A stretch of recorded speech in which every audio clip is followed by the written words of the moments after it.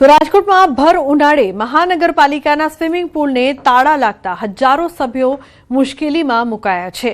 શહેરના એક બે નહીં પરંતુ 4 સ્વિમિંગ પુલ 3 દિવસ માટે બંધ રાખવામાં આવ્યા છે, જેના કારણે અંદાજે 10,000 જેટલા સભ્યો પર સીધી અસર પડી છે। કાલાવડ રોડ સ્થિત સ્વિમિંગ પુલમાં જ 3500થી વધુ સભ્યો નોંધાયેલા છે, જ્યારે અન્ય સ્વિમિંગ પુલમાં પણ ઉનાળામાં મોટી સંખ્યામાં લોકો સ્વિમિંગનો લાભ લેતા હોય છે।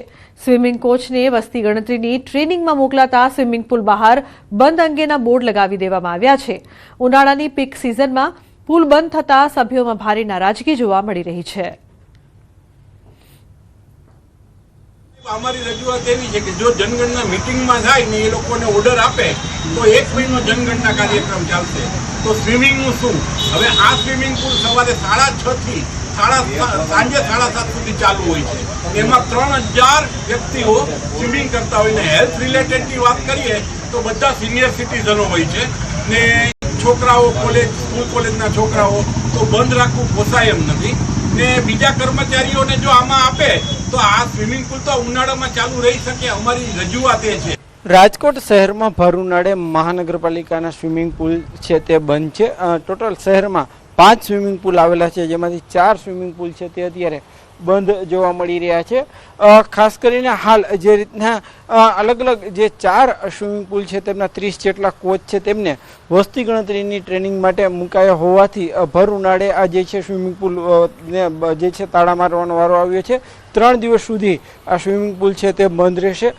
ખાસ કરીને જે રીતના જે એક જ સ્વિમિંગ પુલ છે કાલાવડ રોડ ઉપર આવેલો, અહીંયા જ 3500 કરતાં પણ વધુ સભ્યો હોય છે તે ઉનાળા દરમિયાન લાભ લેતા હોય છે। તેઓ 3 દિવસ સુધી જે છે આ સ્વિમિંગ પુલનો ઉપયોગ નહીં કરી શકે। ટોટલ રાજકોટના જે 4 સ્વિમિંગ પુલની વાત કરવામાં આવે તો આશરે 10,000 જેટલા લોકો છે તેમને અસર થશે। ઉનાળાની સિઝન છે તે સ્વિમિંગ પુલ માટે પીક માનવામાં આવતી હોય છે, જે છે એ ઉનાળાના આ દિવસો દરમિયાન અનેક લોકો છે તે લાભ લેતા હોય છે, પરંતુ અત્યારે ક્યાંક જે સભ્યોમાં પણ નારાજગી જોવા મળી રહી છે।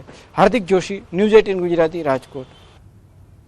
તો જૂનાગઢના મેંદરડા તાલુકાના 42 ગામોના સરપંચો વિકાસ કામોના બિલો લાંબા સમયથી અટવાતા ભૂખ હડતાળ પર ઉતર્યા છે।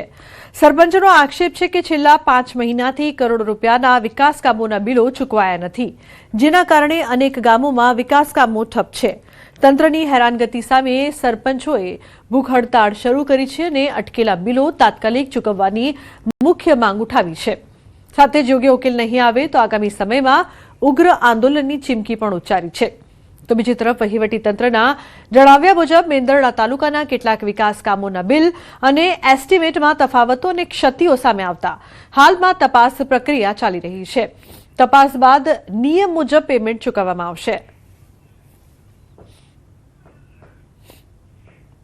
છેલ્લા 5 મહિના થયા અમારા કામ થયેલા કામોના એક પણ બિલ થતા નથી અને છેલ્લા 6 મહિના થયા અહીં મેંદરડા તાલુકા પંચાયતની અંદર અમારા કામોના એસ્ટિમેટો પડ્યા છે। એ એક પણ એસ્ટિમેટ અમને આપવામાં આવતા નથી, નવા કામ શરૂ કરવા દેવામાં આવતા નથી। એટલે છતાં અમે સરપંચો અનેક વખત રજૂઆતો કરી છે, જિલ્લાના આગેવાનોને પણ રજૂઆત કરી છે, આ વિસ્તારના ધારાસભ્ય અને પ્રમુખને પણ રજૂઆત કરી છે। આજે અમે ન છૂટકે અલ્ટિમેટ આપીને 17 તારીખનું અલ્ટિમેટ આપ્યું હતું। આજે 18મી તારીખે અમે અહીંયા તમામ સરપંચો ચોક્કસ મુદતની હડતાલ ઉપર ઉતર્યા છીએ અને અમે જ્યાં સુધી અમારા પ્રશ્નોનું નિરાકરણ નહીં આવે ત્યાં સુધી અમે આ ભૂખ હડતાલ ઉપર બેસશું। કે ભાઈ અમારા વિકાસના કામ અટકેલા છે, તેમજ નવા એસ્ટિમેટ તેમજ કામ કોઈ બીજા નવા કામ આપતા નથી। એટલા માટે અમે 18 તારીખ પછી કે ભૂખ હડતાલ ઉપર બેસ્યું। તો આજે અમે 42 ગામના સરપંચો ભૂખ હડતાલ ઉપર બેઠા છીએ। 6 મહિનાથી અમે ધક્કા ખાઈએ છીએ, એટલા માટે અમે આજે ભૂખ હડતાલ ઉપર બેઠા છીએ। આગળ જતા જો અમારા માંગ પૂરી નહીં થાય તો અમે ભૂખ હડતાલથી આગળ વધી અને ઉગ્ર આંદોલન ઉપર જશું। મેંદરડા તાલુકામાં હાલ જે જૂના 29 કામો થયા છે તે તપાસ અંતર્ગત છે, કે જેમાં વેરિએશન આવે છે, તેમાં થોડીક ક્ષતિઓ રહેલી છે। એ ક્ષતિઓના કારણે એ જે પેમેન્ટ છે, જે કામો છે એમના પેમેન્ટ છે એ તપાસ હેઠળ છે। જિલ્લા પંચાયત કક્ષાએ એ તપાસ પૂર્ણ થશે ત્યારે 29 કામો જે છે એમાં શું નિર્ણય લેવા છે ત્યારબાદ નક્કી થશે। બાકીના જે કંઈ કામો છે કે જે નવા કામો છે, નવા એસ્ટિમેટ બનાવવા, નવા વર્ક ઓર્ડર આપવા, એની કામગીરી અત્યારે તાલુકા પંચાયત કક્ષાએથી ચાલુ છે। ગોધરા શહેરની જીવનદાયી મેશ્રી નદીના પુનર્જીવન માટે તંત્ર દ્વારા આખરે સફાઈ અને ઊંડીકરણની કામગીરી શરૂ કરવામાં આવી છે. નદીમાં વર્ષોથી ગંદુ પાણી અને કચરો ઠાલવાતા તેની સ્થિતિ ગંદી ગટર જેવી બની ગઈ હતી. ગોધરા લોક વિજ્ઞાન કેન્દ્ર, પર્યાવરણ પ્રેમીઓ અને આગેવાનોની સતત રજૂઆતો બાદ રાજ્ય સરકાર દ્વારા સુજલામ સુફલામ જળ સંચય યોજના હેઠળ પાનમ સિંચાઈ કચેરી મારફતે કામગીરી હાથ ધરાઈ છે. શહેરીજનોને પણ નદીમાં ગંદકી ન કરવા અપીલ સાથે ગંદકી ફેલાવનારો સામે કડક કાર્યવાહી કરવાની માંગ ઉઠી છે. અનેક વાર છેલ્લા 2.5 વર્ષથી રજૂઆત 70 જગ્યાએ 70 ડિપાર્ટમેન્ટમાં રજૂઆત થયા છતાં પણ કશું ઇફેક્ટિવ કામ થતું નહોતું. અને પછી છેલ્લે માનવ આયોગ, ગુજરાત રાજ્ય માનવ અધિકાર સમિતિનો આશરો લેવાયો અને અમોએ એમનો કોન્ટેક્ટ કર્યો અને હાઈકોર્ટમાં એનો કેસ ચાલ્યો અને પછી નદીની સફાઈનું કામ નગરપાલિકા દ્વારા આંશિક રીતે થયું. આ નદીને સાફ સફાઈ કરીને અત્યારે એને સારું સ્વરૂપ આપીને આવનાર સમયમાં ચોખ્ખું પાણી પણ રહે અને નદી કાંઠો સારો રહે એ માટેનું અભિયાન જે હાથ ધર્યું છે એ ખૂબ સારી બાબત છે. ત્યારે ગોધરાના નગરજનો અને સૌને અપીલ છે કે આ જે કામ છે એ સુંદરતા જળવાઈ રહે અને જે પણ લોકો આ નદીને પ્રદૂષિત કરવા અથવા કચરો નાખી એમાં એને નુકસાન કરવાનો પ્રયત્ન કરે તો એવા તત્વો, એવા ઇસમો અને એવા વ્યક્તિઓ સામે પણ કડક હાથે પગલાં લેવા જોઈએ.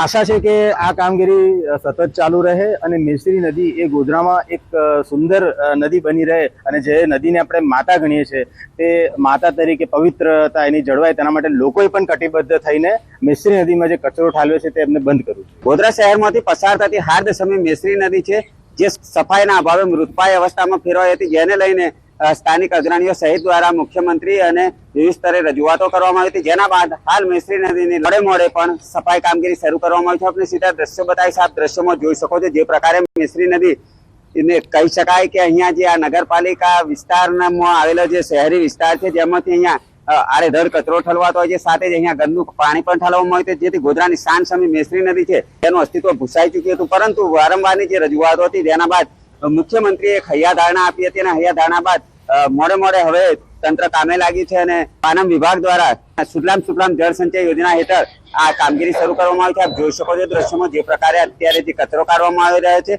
અને આ કચરો કાઢતા જ અંશત નદીની સફાઈ થશે એવી એક આશા બંધાય છે. પરંતુ જે શહેરીજનો છે તેઓ દ્વારા જો આ કચરો નાખવાનો બંધ નહીં કરવામાં આવે તો હું આપને આ તરફના દ્રશ્યો બતાવીશ. આપ દ્રશ્યોમાં જોઈ શકો છો, આ તરફના દ્રશ્યો જોવો છો જે પ્રકારની અત્યારની હાલની જે પરિસ્થિતિ છે તે જોઈ શકો છો. નદીની જે પ્રકારે અહીંયા કચરો ઠલવાતો હોય છે અને આ નદી છે, આ નદી જેવું કંઈ લાગતું નથી. નદીની જે અસ્તિત્વ છે તે પણ જોખમમાં આવી ચૂકી છે.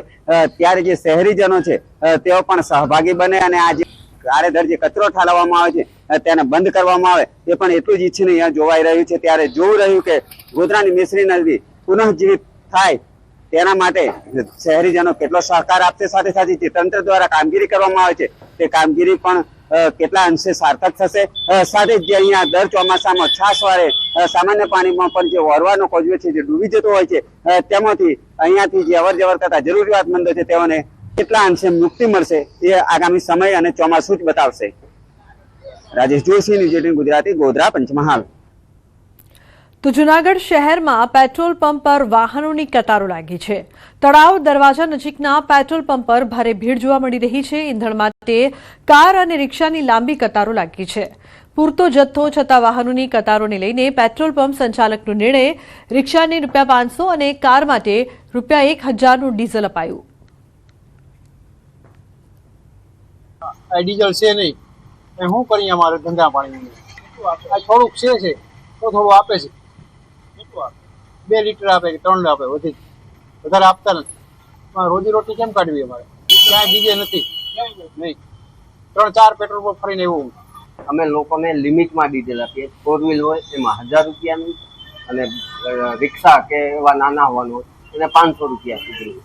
અત્યારે તો અમારી પાસે 10,000નો પૂરતો જથ્થો છે, પરંતુ આ ટ્રાફિક જોતા વહેલો જથ્થો પૂરો થઈ જાય એવું લાગે છે.